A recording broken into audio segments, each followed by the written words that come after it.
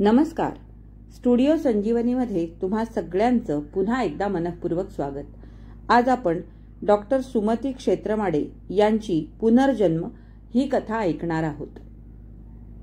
नुकताच टपालात आलेल्या त्या सुप्रसिद्ध मासिकाचा खास अंक उषाने हर्षभरीत मनाने घाईघाईने उघडला आणि दुसऱ्या पानावर छापून आलेल्या बक्षिसाच्या कवितेकडे ती अनिमिष नेत्राने पाहू लागली. आनंदाने स्वाभिमानाने तिचा चेहरा फुलला. वेलबुट्टीवर ठळक अक्षरात लिहिलेल्या पुनर्जन्म या शीर्षकाकडे आणि त्याकडे वर डाव्या कोपऱ्यात हृदयाकृतीत रेखाटलेल्या स्त्री पुरुष प्रतिमेकडे नजर टाकून ती मनाशीच हसली. पुनर्जन्म. कौमार्य काल संपून स्त्री जेव्हा वैवाहिक जीवनात प्रवेश करते तेव्हा तिचा पुनर्जन्म होतो, नाही का?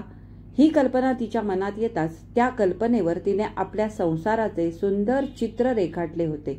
नि त्याच कवितेला चढाओढीत आज बक्षीस मिळाले होते. तिच्या संसाराला सुरुवात होऊन काही फार वर्षे झाली नव्हती, अवघी 2च वर्षे. पण नवीनतेचे माणसाला भारी कौतुक वाटते.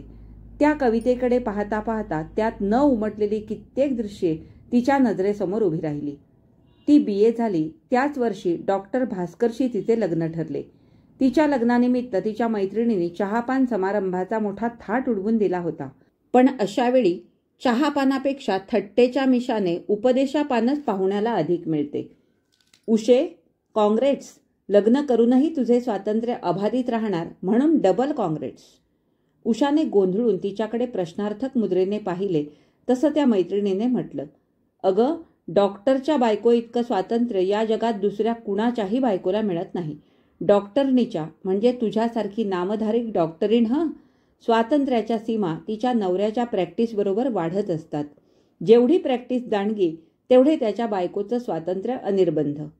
दुसरीने म्हटलं, बघा बाई उषे, या अनिर्बंध स्वातंत्र्याचा उपभोग घेताना आपलं लग्न झालंय हे मात्र विसरून जाऊ नकोस हं. तिसरीने डोळे मिचकावून हसून म्हटले, हो बाई, डॉक्टर असणार सारा दिवस हॉस्पिटलमध्ये कामात गुंतलेले आणि ही घरी स्वप्नसृष्टीत गुंतलेली. आणि मग रात्री बिचारे डॉक्टर घरी आले की समोर उभा असलेला आपला नवरा आहे हेही विसरून जायची नि त्याच्या स्टेथोस्कोपकडे बघत म्हणायची, अहो, मी तुम्हाला व्हिजिटला बोलावले नव्हते. माझी प्रकृती उत्तम आहे अगदी. जा तुम्ही. इतर मैत्रिणींचा हा वाह्यातपणा न आवडून तिची एक सखी म्हणाली, म्हणजे एकूण काय उषे, लग्नानंतरही तुझी काव्यलतिका सुकून न जाता तिला अधिकाधिक बहर येणार. बरं झालं बाई, आम्हाला नवीन नवीन काव्ये तरी वाचायला मिळतील. आपला पती आपल्या काव्यगुणाच्या विकासाला पायबंद घालणारा नसावा अशी उषेची इच्छा होतीच, पण त्याचबरोबर तो आपल्या काव्यगुणाचे कौतुक करणारा अन वृत्तीचा रसिक असावा असेही तिला वाटत होते. अन म्हणूनच लग्नमंडपात सुद्धा हा एकच विचार वारंवार तिच्या मनात येत होता. गृहप्रवेश केल्याबरोबर भास्करनं तिला सारं घर दाखवलं. गावाबाहेर असलेला तो बंगला छोटासाच पण सुरेख होता. स्वयंपाकघर, कोठीची खोली, जेवणघर, ड्रेसिंग रूम, दिवाणखाना, बाजूची पेशंट्स तपासायची खोली, त्याचंच पार्टिशन घालून बनवलेला छोटासा दवाखाना. त्याच्या मागोमाग दालने ती ओलांडत होती. पार्टिशन जवळच्या पश्चिमाभिमुखी दरवाजात ती त्याच्याबरोबर येऊन उभी राहिली नि बाहेरच्या प्रशस्त कंपाऊंडमध्ये तिने नजर टाकली. तिथे समोरच असलेल्या पत्र्याच्या छोट्याशा खोलीकडे तिची नजर वळताच त्याने म्हटले, ही रोग्याची रेस्टरूम आहे. खेड्यातले पुष्कळचे रोगी वेळी अवेळी येतात. त्याच दिवशी परत जाणे पुष्कळ वेळा त्यांना शक्य होत नाही. असे गरीब रोगी. पुढच्या दालनाकडे जाण्यासाठी दारातून दूर सरकून तिने हसून मध्येच म्हटले, म्हणजे गरीब रोग्यांसाठी ही धर्मशाळा आहे असेच ना? तो हसला नि शेवटी राहिलेल्या दालनाकडे अभ्यासिकेकडे वळला. हे दालन उत्कृष्ट तऱ्हेने सजविलेले होते. सारी काचेची कपाटे वैद्यकशास्त्रावरील मोठमोठ्या ग्रंथांनी भरलेली होती. टेबलावरही बरीच पुस्तके पडली होती. टेबलासमोर भिंतीवर एका अत्यंत सुंदर गुटगुटीत गोंडस बालकाचा मोठा रंगीत फोटो टांगलेला होता. तेवढे एकच चित्र त्या खोलीत होते. पलीकडे एका उंच टेबलावर मायक्रोस्कोप दिसत होता. तिकडे पाहत तिने विचारले, कसले संशोधन चालले? त्याने हसून म्हटले, जीवनातले मोठे संशोधन नुकतेच संपले. आता आपलं कसलं तरी किरकोळ करणार आहे झालं. त्याच्या म्हणण्याचा भावार्थ ती समजली. लज्जित झाली. आपणाला हवा होता तसा हा रसिक आहे हे पाहताच तिचे मन सुखावले. कोचावर तिच्याबरोबर बसत त्याने म्हटले, राणी सरकारना घर पसंत पडलं ना? ती म्हणाली, घर सुंदरच आहे, पण त्यात काही सुधारणा करायला लागणार. जरूर. आत्तापर्यंत ब्रह्मचार्याचं घर होतं. सुधारणा जरूरच कराव्या लागणार. आपला हुकूम व्हावा. तिने हसून म्हटले, पहिली सुधारणा, पलीकडच्या दालनातील दवाखाना तेथून हलवावा. औषधाच्या बाटल्या बघितल्या की माझे डोके दुखू लागते. नि कणणाऱ्या कुंथणाऱ्या रोग्यांची वेडीवाकडी तोंडे बघितली की माझी प्रतिभा करपून जाते. त्याच्या कपाळाला सूक्ष्म आठ्या पडल्या, पण तिच्या ते लक्षात येण्यापूर्वीच तो हसला नि म्हणाला, मी एका कवयित्रीशी लग्न केलंय हे लक्षात आहे माझ्या. अच्छा, जशी उषा राणीची इच्छा. दुसरी सुधारणा. ती किंचित लज्जित झाली नि त्याच्याकडे खालच्या मानेने पाहत तिने म्हटलं, माझ्या काव्य साधनेला भरपूर अवकाश मिळावा, ती निर्वेध करता यावी म्हणून सध्या 5-6 वर्षे तरी आपल्या संसाराची वाढ होता कामा नये. तिच्या त्या शेवटच्या वाक्यानं तो दचकला. त्याची नजर समोरच्या बालकाच्या चित्राकडे गेली. चेहऱ्यावर गांभीर्य पसरलं, पण लगेच नाटकी हास्याच्या आवरणाखाली आपल्या भावना लपवीत त्याने म्हटले, ठीक आहे, ही पण सुधारणा अंमलात येईल. दुसऱ्या दिवशी त्याने घरचा दवाखाना हलवून गावातल्या आपल्या दवाखान्यात मिळवून टाकला. घरी येणारे रोगी परस्पर दवाखान्यात जाऊ लागले. दवाखान्याच्या दालनाचं मधलं पार्टिशन काढून तिनं स्वतःसाठी सुंदर अभ्यासिका बनवली. कंपाऊंडात सुंदर बगीचा बनवला. रोग्याच्या रेस्टरूम सभोवार हिरव्यागार वेली वेष्टून त्यांचे लतागृह बनवले. या नवीन व्यवस्थेमुळे भास्कराच्या पूर्वीच्या दैनंदिन कार्यक्रमात बदल झाला. पूर्वी तो 7:30 ते 9 घरच्या दवाखान्यात काम करून 9:30 हॉस्पिटलमध्ये जाण्यासाठी बाहेर पडे. आता 7:30 वाजता तो घरातून बाहेर पडून आपल्या गावातल्या दवाखान्यात जाई व तिथून परस्पर हॉस्पिटलमध्ये जाई. दुपारी 2 वाजता जेवायला घरी येई. पुन्हा लगेच 4 वाजता दवाखान्यात जाण्यासाठी त्याला घराबाहेर पडावे लागे. तो रात्री 10 वाजता परत येई. पण हॉस्पिटलमध्ये ऑपरेशनच्या कामात गुंतला, अगर कुठे व्हिजिटला गेला तर केव्हा येईल त्याचा नेम नसे.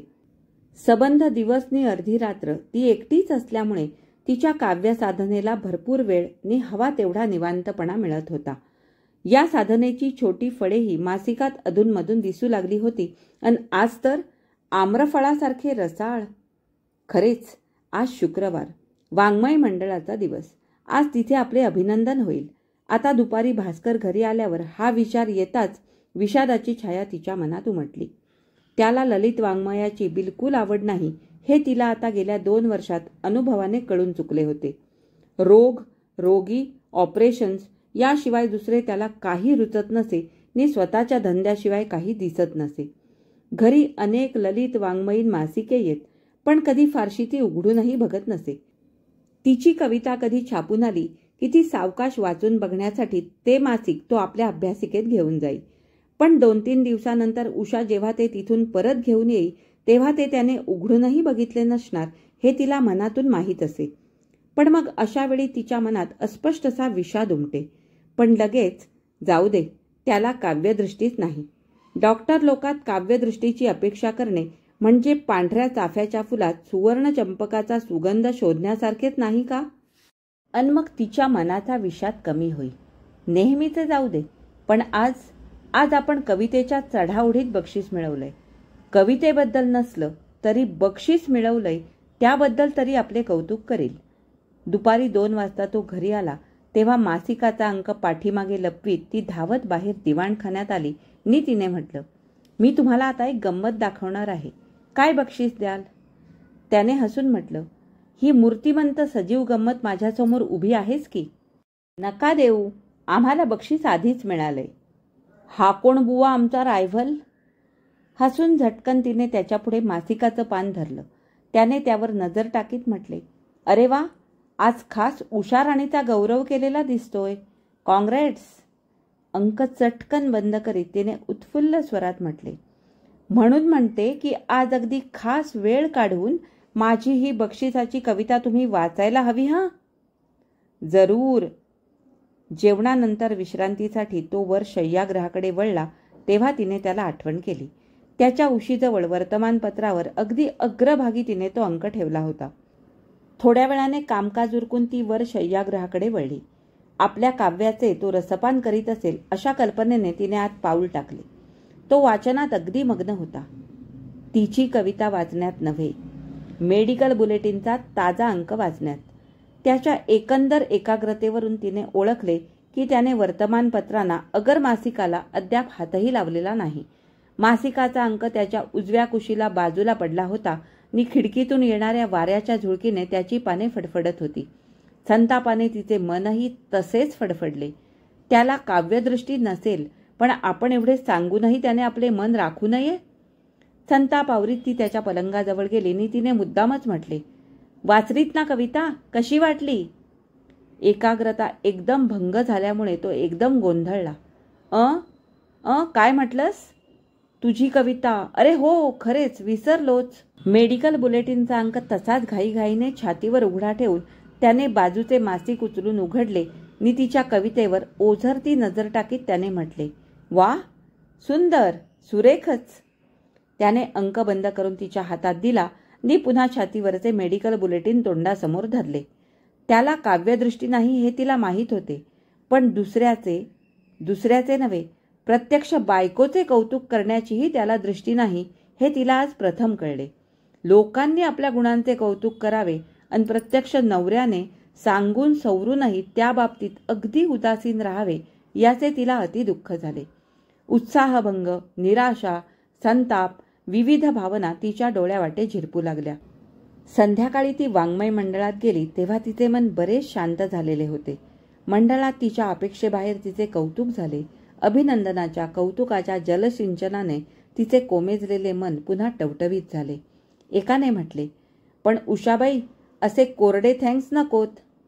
एका नवोदित कवीने म्हटले, मग कोरडे घसे ओले करायला चहाची थँक्स हवीत काय? त्यांच्या नवकल्पनेकडे दुर्लक्ष करून इतरांनी म्हटले, खरोखरच उषाबाई, या तुमच्या यशाबद्दल तुम्ही आम्हाला चहा पार्टी दिलीच पाहिजे. उषाने ती गोष्ट मोठ्या आनंदाने मान्य केली.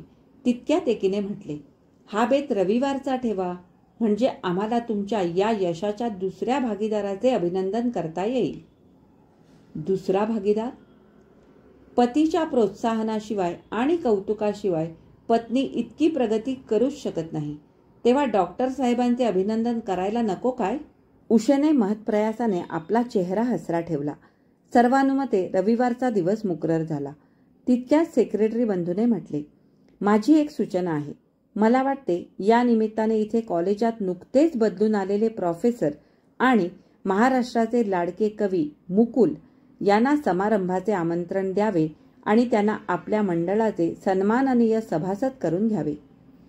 सर्वांनी ही उत्कृष्ट सूचना तत्काळ मान्य केली. आजपर्यंत ज्यांचे केवळ नाव ऐकत होतो, ज्यांच्या कविता वाचताना आपले भान हरपते, त्या कवीचा परिचय होणार या विचाराने उषेचा उत्साह द्विगुणित झाला. रविवारी विविध खाद्यपदार्थ बनवून घेण्यात तिने आपल्या स्वयंपाक्याला चांगलाच राबविला आणि आपल्या घराचे स्वरूप उत्कृष्ट, शक्य तितके कलात्मक दिसावे यासाठी सजावट मांडणीसाठी बरेच श्रम घेतले. हॉस्पिटलमधील काम उरकून भास्कर दुपारी घरी परत आला तेव्हा स्वयंपाकघरातून येणारा खमंग वास घेत दिवाणखान्यात चौफेर नजर टाकून त्याने हसून म्हटले, आज काही विशेष बेत दिसतोय. तिने काहीशा अनिच्छेनेच म्हटले, वाङ्मय मंडळाची मंडळी फराळाला येणार आहेत. आज संध्याकाळी तुम्हाला कुठे बाहेर जायचे नाही ना? आहे तर. आज माझ्या मेडिकल बोर्डची सभा आहे 4:30ला. नाही गेलात तर नाही का चालणार? येणाऱ्या मंडळींना तुमची ओळख करून घ्यायची आहे. शिवाय आज कवी मुकुल. त्याने हसून म्हटले, मुकुल, नकुल, सहदेव झाडून सारे कवी येईनात. आणि हे बघ, डॉक्टरची ओळख कुणाला करून द्यावी लागत नाही. वेळ आली की ती आपोआप होते. आणि मग लगेच गंभीर होत त्याने म्हटले, खरोखरच आज मला गेलेच पाहिजे. महत्वाची मीटिंग आहे. मी एक संशोधनात्मक पेपर वाचणार आहे. शिवाय त्याचे पुढचे बोलणे ऐकण्याच्या भरीस न पडता ती तिथून निघून गेली. हो, ऐकून तरी करायचं काय आहे? कितीही महत्वाची मीटिंग असली तरी तास अर्धा तास काय ती पुढे ढकलता येत नाही. आणि म्हणे पेपर वाचायचा आहे. मागाहून वाचला तर तो पेपर काही कुजून जात नाही की त्यात केलेलं संशोधन क्लोरोफॉर्मसारखं उडून जात नाही. पण प्रत्येक गोष्टीत जिथे तिथे बायकोचे मनच मोडायचे असते तिथे अधिक बोलण्यात, अगर बोललेले ऐकण्यात अर्थ काय? 5 वाजता वाङ्मय मंडळाची मंडळी आली तेव्हा पुढे वरांड्यात जाऊन हास्यमुखाने तिने सर्वांचे स्वागत केले. सर्वांच्या मागून वरांड्याच्या पायऱ्या चढणाऱ्या कवी मुकुलची ओळख तिला करून द्यावी लागली नाही. त्याचे अनेक रुबाबदार फोटो बहुतेक मासिकात वारंवार झळकत असत. दिवाणखान्यात सर्व मंडळी बसल्यावर साहित्य चर्चा सुरू झाली. संभाषणाच्या संदर्भात मुकुलकडे जेव्हा जेव्हा तिची नजर वळे तेव्हा तेव्हा तिच्या मनात येई, त्याने आपल्या काव्यातले सारे नायक आरशातले स्वतःचे प्रतिबिंब नजरेसमोर ठेवून तर रेखाटले नाहीत ना. खाद्यपदार्थांचा समाचार घेताना तिच्या कवितेचे रसग्रहण सुरू झाले. इतर खात होते, मुकुल बोलत होता. खाद्यपदार्थांच्या रसग्रहणापेक्षा काव्याचे रसग्रहण त्याला अधिक प्रिय आहे असे दिसत होते. विद्वत्तापूर्ण त्याच्या कवितांसारखेच रसाळ, भावना तरंग उसळविणारे त्याचे वक्तृत्व ती मुग्ध मनाने ऐकत होती, अनिमिष नेत्रांनी पाहत होती. तिच्या काव्याचे रसग्रहण करताना तिला न सुचलेल्या ज्या कित्येक तरल कल्पना त्याने सांगितल्या त्या ऐकून ती थक्क झाली. अशा प्रतिभावान कवीची ओळख झाल्याबद्दल मनातून तिने स्वतःला धन्य मानले. तिच्या सुंदर बगीचात बसून सुगंधित पवन लहरींचा आणि गप्पांचा आस्वाद घेऊन सर्व मंडळींनी तिचा निरोप घेतला. निरोपाचा नमस्कार करीत कवी मुकुलने भावपूर्ण स्वरात म्हटले, कल्पना विलासाला पोषक असे इतके रमणीय वातावरण आणि इतका कलात्मक रीतीने सजविलेला संसार मी अद्याप इतर कुठे पाहिला नव्हता. या वातावरणात पाऊल पडताच रसिकाची प्रतिभा फुलावी, त्याचा पुनर्जन्म व्हावा. त्या अभिप्रायाने तिच्या हृदयात आनंदोर्मी उसळल्या. तिने आभार मानून हलकेच म्हटले, आपण इथे अधूनमधून आलात तर मला आनंद वाटेल. आपल्या ज्ञानाचा आणि मार्गदर्शनाचा लाभ मिळेल. सर्व मंडळी दृष्टीआड झाल्यावर ती दिवाणखान्यात येऊन बसली. गेल्या 3-3.5 तासात तिच्यावर ज्या असंख्य स्तुतिसुमनांचा वर्षाव झाला होता त्याच्या भाराने तिचे मन तरल बनले होते. हृदय उत्फुल्ल झाले होते, सुवासिक झाले होते. सुवासिक फूल नाकाजवळ धरून पुन्हा पुन्हा हुंगावे तसे कौतुकाचे शब्द, विशेषतः मुकुलाचे शब्द पुन्हा पुन्हा ती आठवत होती. त्याने निरोप घेताना उच्चारलेले भावनापूर्ण शब्द तिच्या कानात निनादत होते. त्याच्या वागणुकीतील अदब, बोलण्यातील माधुरी, चालण्यातील ऐट, सूर्यास्ताचा देखावा पाहून घरी आल्यानंतर त्यांच्या विविध मनोहर छटा नजरेसमोर कितीतरी वेळ तरळत राहाव्यात तशा संध्याकाळी नजरेस पडलेल्या त्याच्या स्वभावाच्या अनेक मनोरम छटा तिच्या नजरेसमोर तरळत होत्या. रात्री 9:30 वाजता भास्कर घरी आला तेव्हा तीवर शयनगृहात झोपली होती. तिला न उठवता तो हलकेच दारातून परतला. रोजच्या प्रमाणे आंघोळ जेवण उरकून तो शयनगृहात आला. तिची झोप चालवणार नाही अशा बेताने हलके पावले टाकीत त्याने पलंगाच्या दुसरीकडे टेबल लॅम्प ठेवला. तिला उजेडाचा त्रास होणार नाही अशा बेताने दिव्याची शेड फिरवली आणि हलकेच बाजूला झोपून त्याने मेडिकल जर्नल उघडले. तिच्या झोप चालवण्याचा प्रश्नच नव्हता. तिचे मन वर कल्पनासृष्टीत फिरत होते, पण खाली पलंगावरच होते आणि त्यांना सारी चाहूल लागतच होती. निरभ्र नील आकाशात मध्येच एखाद्या काळ्या ढगाने येऊन आकाशाची शोभा बिघडवून टाकावी तशी तो येताच तिच्या मनाची अवस्था झाली. इतरांनी, कवी मुकुलसारख्या अगदी अपरिचित माणसानेही आपल्यावर असंख्य स्तुतिसुमनांचा वर्षाव करावा, पण आपल्या नवऱ्याने त्यात एक पानही टाकू नये. तिच्या भुवया संकुचित झाल्या. 2 दिवसांनी दुपारच्या वेळी एक छोटेसे पुस्तक घेऊन कॉलेजचा पट्टेवाला जेव्हा दाराशी येऊन अदबीने उभा राहिला तेव्हा ती काहीशी आश्चर्यचकित झाली. पुडक्यावरचे नील कागदाचे नीटनेटके आवरण तिने घाईघाईने उलगडले. आत मुकुलचे 3 कविता संग्रह अन एक निळ्या रंगाचे पाकिट होते. पट्टेवाल्याला थांबायला सांगून ती पुडके घेऊन आपल्या अभ्यासिकेत गेली. पाकिटातले पत्र काढून तिने अधीरतेने वाचले. आपल्या अवलोकनार्थ माझे काही काव्यसंग्रह पाठवित आहे. मत कळावे अशी इच्छा आहे. वाचून झाल्यावर आपल्या सवडीनुसार प्रत्यक्ष चर्चा करू. मुकुल. माझे मत? माझी तेवढी योग्यता तरी आहे का? सूर्याने काजव्याला विचारावे, सूर्यप्रकाशाने डोळे दिपावे तशी तिने आपल्या नेत्रांची उघडझाप केली नि मग चिठ्ठीचे उत्तर लिहिले. आपले काव्यसंग्रह मिळाले. आभार. अमृतगड रीते करायला फार वेळ लागत नाही. चर्चेसाठी आपण केव्हाही शनिवारी संध्याकाळी सवड असल्यास चहालाच यावं. उषा. शनिवारी तो आला. त्याच्या तोंडून त्याच्या कवितांचे रसग्रहण ऐकताना तिच्या चित्तवृत्ती धुंद झाल्या, मन मोहरले. अन मग दर शनिवारी काव्यचर्चा करायचे त्याच्या रसवंतीचे तिला व्यसनच जडले. रोज सकाळी उठल्याबरोबर चहासाठी ती जशी अधीर होई, त्याच आतुरतेने दर शनिवारी संध्याकाळी ती घड्याळाकडे नजर लावून बसे. काव्यचर्चेतून स्नेह निर्माण झाला. हळूहळू तो वाढू लागला. तसे मुकुलचे येणेही वाढू लागले. तो अविवाहित असल्यामुळे काळ वेळेचे कसलेही बंधन त्याला नव्हते. केव्हाही घरी जावे, नोकराने आणून ठेवलेल्या डब्यातील थंडगार अन्न केव्हाही घशाखाली ढकलावे.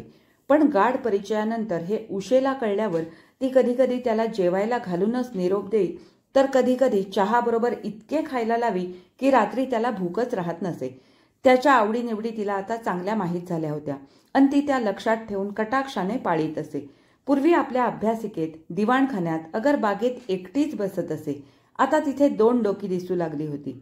रात्री भास्कर घरी येण्याच्या वेळी तो तिचा निरोप घेऊन गेला की तिला आपल्या भोवतालचा प्रखर प्रकाशाचा विद्युत दीप एकदम विझल्यासारखा वाटे आणि मग रात्री बिछाण्यावर पडल्या पडल्या डोळे बंद करून तो दीप पुन्हा प्रकाशित करण्याचा ती प्रयत्न करी. मुकुलच्या बोलण्यातले अनेक मधुर शब्द आठवण्याचा ती प्रयत्न करी. त्या दिवशी संध्याकाळी बागेतल्या फुलझाडांचे निरीक्षण करताना त्याने तिच्या कलात्मक संसाराचे कौतुक केले. तेव्हा तिने म्हटले होते, इतके कसे हो तुमचे बारीक लक्ष? या इतक्या सूक्ष्म गोष्टी दुसऱ्या कुणाच्याही लक्षात येणार नाही. तो हसला नि तिरप्या नजरेने तिच्याकडे पाहत त्याने म्हटले, जे न देखे रवी तो देखे कवी. आता रात्री बिछाण्यावर पडल्या पडल्या ते बोलणे तिला आठवले. त्यावेळच्या त्याच्या तिरप्या नजरेतला भाव ती आता मिटल्या डोळ्यांनी शोधू लागली. जे न देखे रवी. रवी म्हणजे भास्कर. म्हणजे त्याला असे तर सुचवायचे नव्हते की भास्करला तुझ्या नवऱ्याला जे दिसत नाही ते मला दिसते, तुझ्या नवऱ्याला जे गुण दिसत नाहीत ते मला दिसतात, जी कौतुकदृष्टी त्याला नाही ती मला आहे. सूर मारून पाण्यात खोल खोल जावे तसे ती कल्पनासागरात खोल खोल जाऊ लागली. अगदी तळाला जाऊन तिने कल्पनारत्न हातात पकडून वर आणले. हो, आज नव्हे, काल संध्याकाळीच नाही का त्याने लिहायला घेतलेल्या एका नवीन काव्याची कल्पना तो आपणास सांगत होता. त्याच्या त्या तरल कल्पना विलासाने मुग्ध होऊन तिने म्हटले, इतक्या सुंदर कल्पना तुम्हाला सुचतात तरी कशा?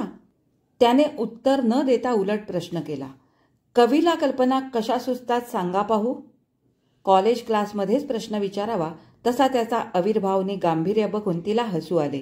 तिने म्हटले, सौंदर्य दर्शनाने सृष्टीची, निसर्गाची विविध रूपं. त्याने मध्येच म्हटलं, सौंदर्य दर्शनाने ना? मग तोच नियम मलाही लागू आहे. इथल्या वातावरणात उमटलेल्या सौंदर्याचा माझ्या मनावर फार परिणाम झाला आहे. आणि किंचित थांबून तिच्या नजरेला नजर भिडवीत त्याने पुढे म्हटले, व्यक्तीच्या सौंदर्याचा माझ्या मनावर फार परिणाम झाला आहे. स्तुतीचा कैफ मोठा विचित्र असतो. तिने मानेला एक नाजूकसा झटका दिला, पण त्या निषेध प्रदर्शनात आपल्या हृदयाची संमती तिला लपविता आली नाही. आता निद्राधीन होता होता ती नजर तिला सुखावीत होती, गुंगी आणीत होती. एक दिवस बोलता बोलता तिने मुकुलला म्हटले, कॉलेजमधून तुम्हाला इकडे यायला उलट रस्ता पडतो नाही? त्याने हसून म्हटले, प्रेमाचा मार्ग नेहमी उलटच असतो. आपलं मन जसं त्याच्यावर जडलंय तसं त्याचंही मन आपल्यावर जडलं असावं, अशी जी शंका तिच्या मनात अलीकडे वारंवार येत होती त्यावरचे पटल एकदम दूर झाले. प्रेम एकमेकांजवळ व्यक्त झाल्यावर चर्चेचे इतर सामान्य विषय अव्यक्त होऊ लागले. आता रोजच्या संभाषणाला वाङ्मयासारख्या विशाल विषयाची जरुरी नव्हती. मूठभर हृदयाचा विषय भरपूर होत असे. पूर्वी ज्या रेस्टरूममध्ये शारीरिक व्याधीने विव्हळ झालेले रोगी थोडा वेळ विसावा घेत, तिथे आता मानसिक व्याधीने विव्हळ झालेले 2 प्रेमरोगी संध्याकाळच्या वेळी विसावू लागले. प्रीतीच्या मानसिक व्यथेत नि प्रियकराच्या चिंतनात आपण विवाहित आहोत हेही ती विसरून जाई. भास्कर घरी आला की त्याला पाहता सत्य परिस्थितीची तिला जाणीव होई. पण ती जाणीव तिला फारशी सुखावह वाटत नसे. पण सुखावह वाटली नाही तरी ती जाणीव काही घालविता येण्यासारखी नव्हती. मग अशा वेळी ती मुकुल अन भास्कर या दोघांची मनाशी उगीचच तुलना करू लागे. प्रेमी मनाच्या कल्पना कधीच स्थायी नसतात, त्या सारख्या बदलत असतात. आपल्या बदललेल्या नवीन कल्पना चौकटीत ती दोघांना आलटून पालटून बसवून बघे.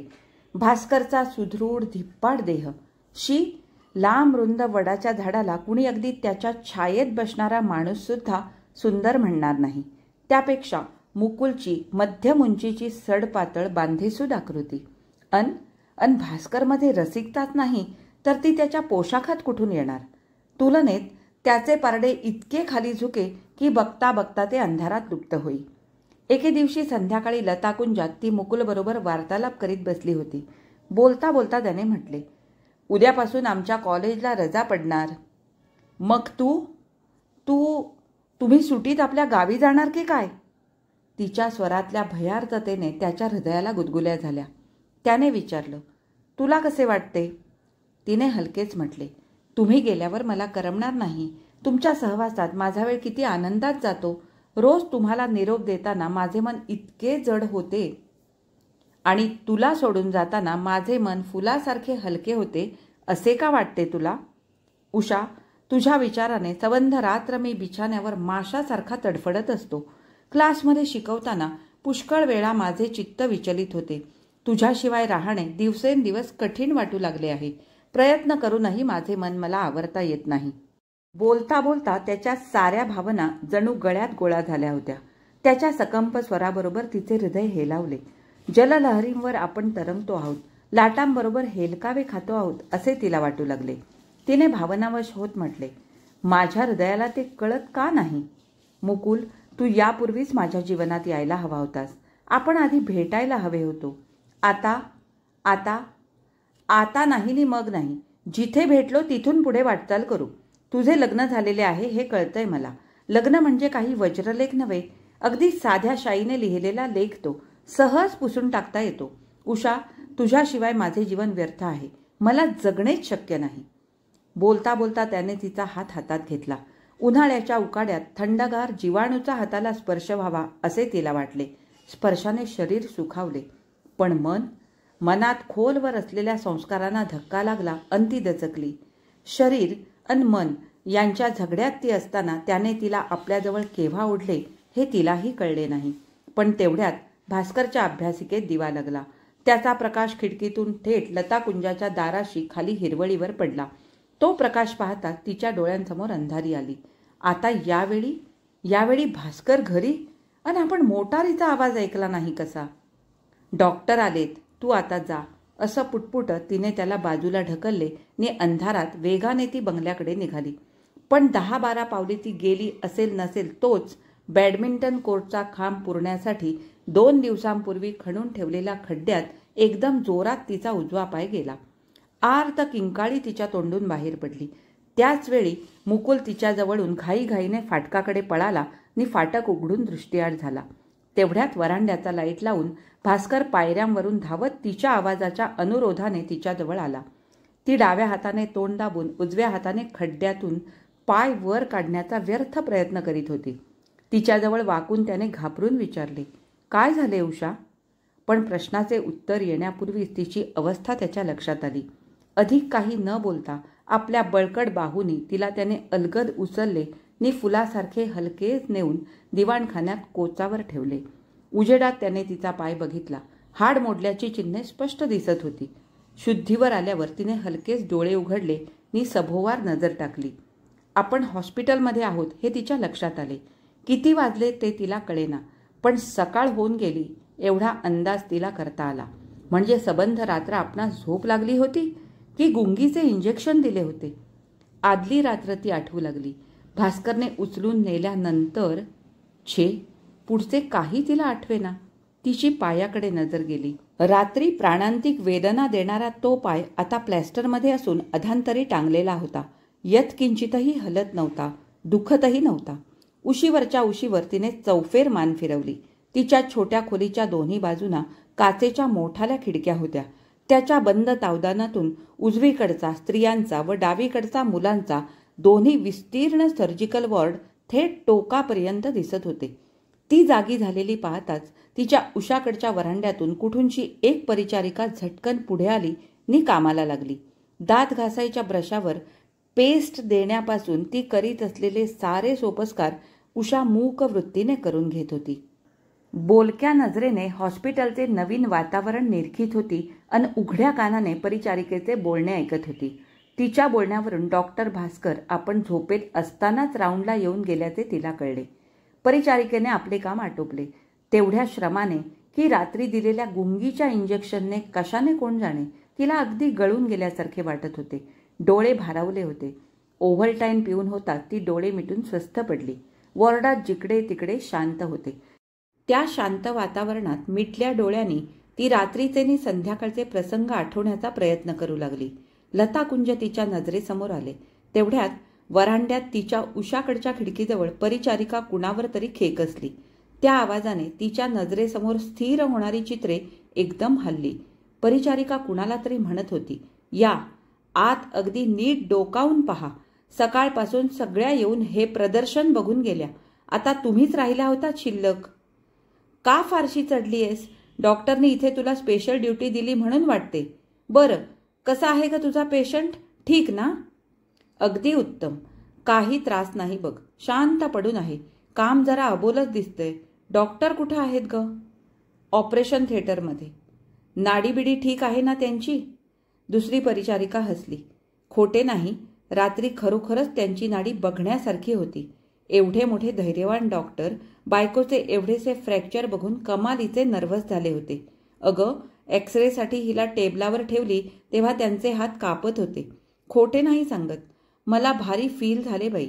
एरवी मोठे कडक असणारे हे डॉक्टर आपल्या बायकोच्या बाबतीत इतके मृदू असतील ही कल्पना नव्हती. अन मी सकाळी इथे ड्युटीवर आले तेव्हा त्यांनी मला इतक्या बारीक सारीक सूचना दिल्या. बायकोच्या आवडीनिवडीचा इतका बारीक तपशील त्यांनी सांगितला की तो ऐकताना मला मनातून हसूच आले. ते म्हणाले, औषधाचा एखादा भाग द्यायचा राहिला तरी चालेल, पण रोज सकाळ संध्याकाळ फ्लॉवर पॉटमध्ये ताजी सुंदर फुले नि वाचायला पुस्तके ठेवीत जा. भारी प्रेम नि कौतुक दिसते आपल्या बायकोचे. प्रेम नि कौतुक हे शब्द ऐकताच ती दचकली. एका धाग्यातून अनेक धाग्यांचे जाळे कोळ्याने निर्माण करावे तसे त्या एकाच शब्दातून अनेक विचारधागे तिचे मन विणू लागले. प्रेम नि कौतुक. मुकुलचेही आपणावर अपार प्रेम आहे. पण खरंच आहे का? आदल्या सायंकाळचा प्रसंग तिच्या नजरेसमोर उभा राहिला.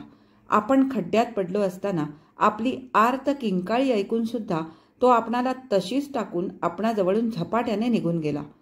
फुलाची पाकळी चुरगळली तरी ज्याचे हृदय दुखावते अशा ह्या कोमल हृदयी कवीचे मन त्याच्या प्रेयसीची आर्त किंकाळी ऐकून दुखावले नाही.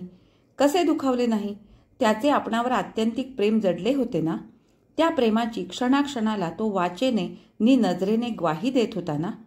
तुझ्या प्राप्तीसाठी मी भास्करशीच काय जगाशी सुद्धा टक्कर देईन, समाजाविरुद्ध बंड पुकारेन असे छाती ठोकून सांगणारा हा कवी वेळ येता जीव मुठीत घेऊन पळून का गेला? म्हणजे त्याचे हे प्रेम खरे नव्हते का? मग काय होते ते? केवळ भूलभुलावणीच?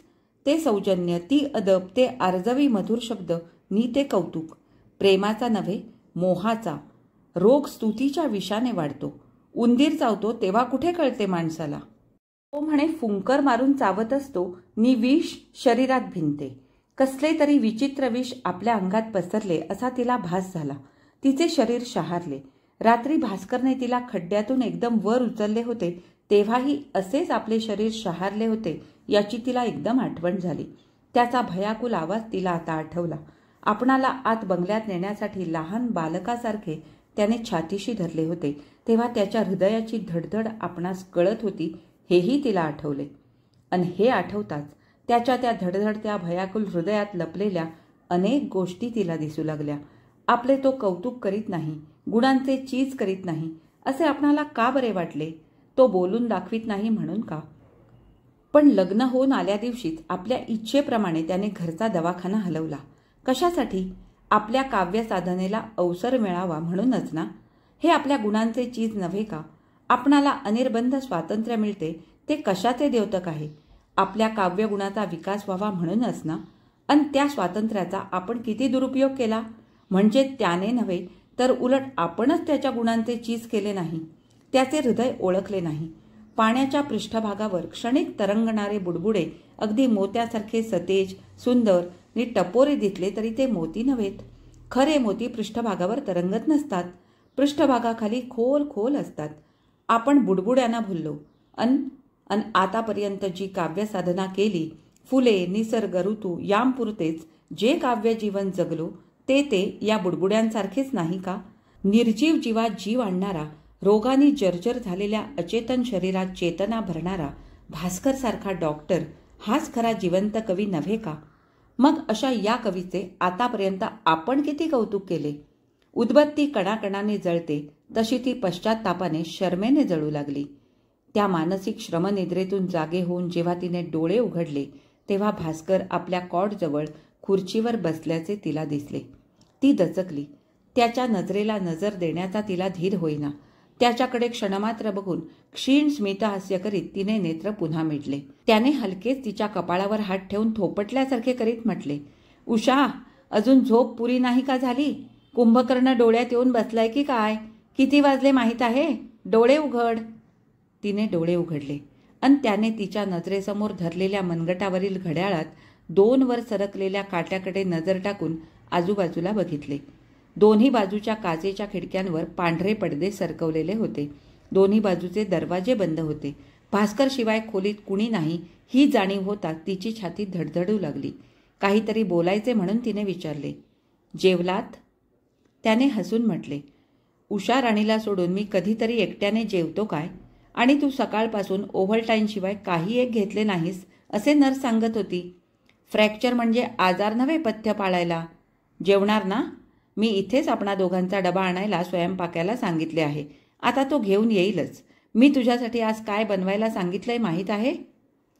थेंबा थेंबांनी पर्जन्यपात्र भरावं तसं त्याच्या शब्दागणिक तिचे हृदय भरून आले नि डोळ्यावाटे अश्रू वाहू लागले.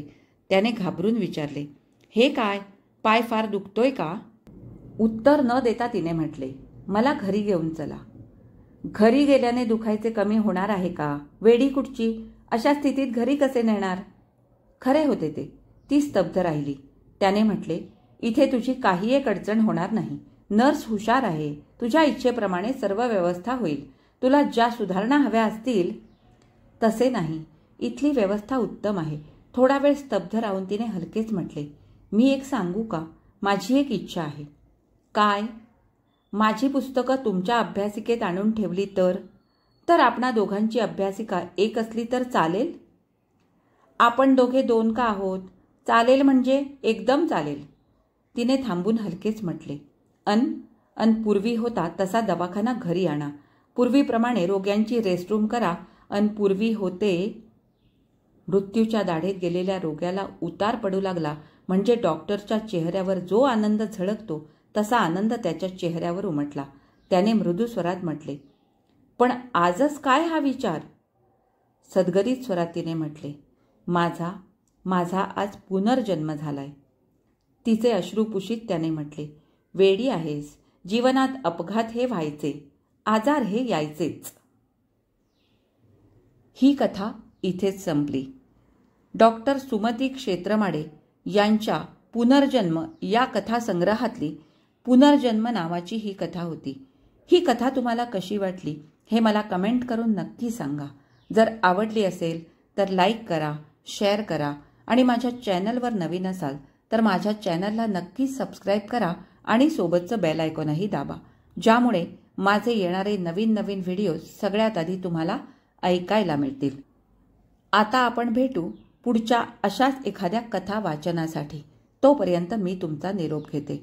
धन्यवाद.